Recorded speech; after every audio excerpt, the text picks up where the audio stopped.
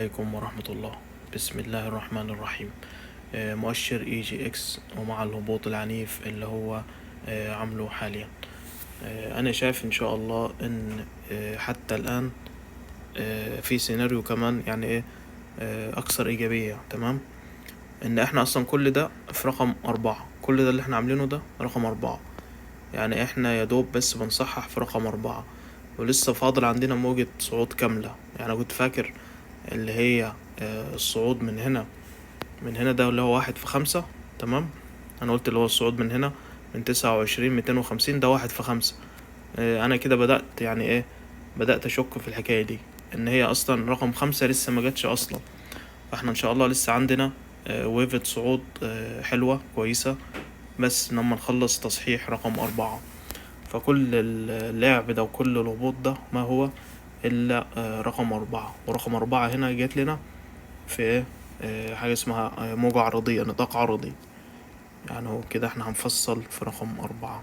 تمام، يبقى كل دي رقم 4. كده اصلا لسه 5 ما جاتش اصلا يعني. كده دي ايه، بعد كده بي، واحنا حاليا بنعمل في سي في رقم 4. الصعود العنيف ده يتناسب ان هو يجي سي، يعني يجي ايه، تكملة التصحيح. فاحنا كل ده لسه مخلصناش تصحيح اصلا في رقم 4. وارد على فكرة السي ممكن تجينا هنا، يعني ممكن تجينا لحد هنا، ممكن تكسر القاعدة بحاجة بسيطة ويطلع تاني.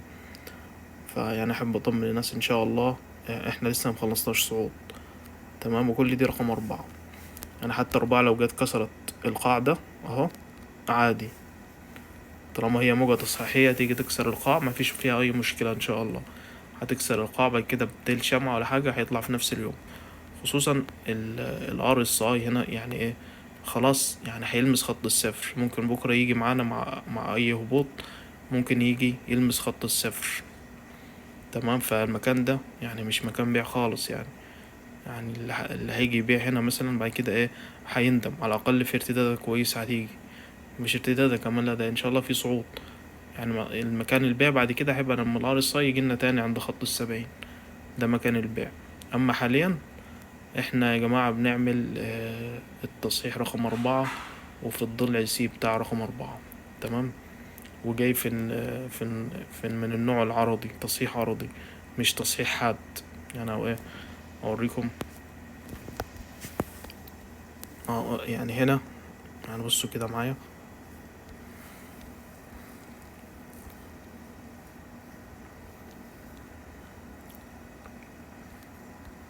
دي اللي هي كانت رقم 2. تمام، رقم 2 هنا جاية تصحيح حاد، اللي هو ايه، اللي هو السعر فجأة كده بيهبط بقوة ABC، يعمل لك كده ايه، هبوط بسرعة في السعر، اسمه ABC، موجتين ABC.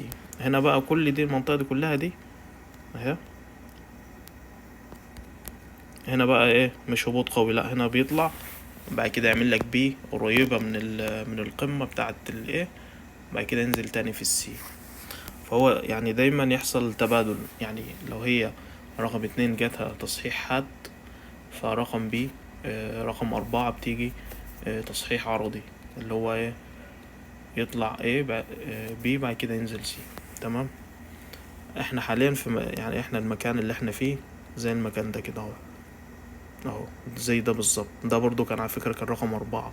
4 في موجة، يعني في موجة ايه، موجة رئيسية. ده 4، شوف عامل ازاي معانا، نزل ABC. تمام، كده هسميهم W. بعد كده كل دي احنا حاليا عملنا الارتدادة دي اهو، وحاليا بننزل في الضلع سي. هنا احنا هنا بالظبط اهو في الاماكن دي. فوارد يجي يكسر معانا القاعدة، مفيش اي مشكلة. لو جه كسر القاعدة هيطلع تاني. تمام، وارد اصلا ما يكسرش القاعدة، ممكن يحافظ عليه، ممكن يكسره بديل شمعة. كل شيء وارد يعني. بس حاليا احنا اه يعني مش في مكان بيع خالص يعني. على الار اس اي احنا مش في مكان بيع. كمان الار اس اي والمؤشرات كلها على فريمات اقل، كل كلها عامله لك انحرافات ايجابيه. تمام، وده برضو انحراف ايجابي للصعود.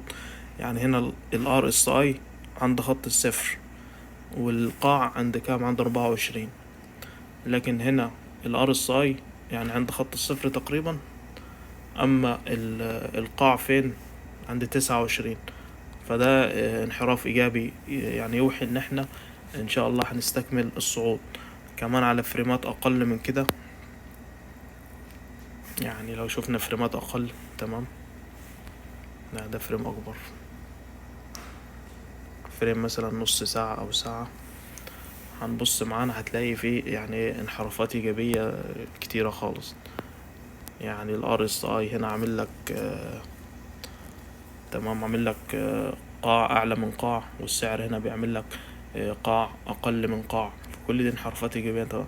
يعني اي بيع في الاماكن دي متضمنش المؤشر هيرد من فين، وهياخد مع الاسهم وتبدأ ترد من فين.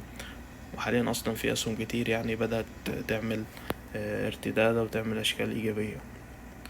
فاي بيع في الاماكن دي بعد كده هتندم لما هتشوف الصعود ان شاء الله اللي هيجي بعد كده.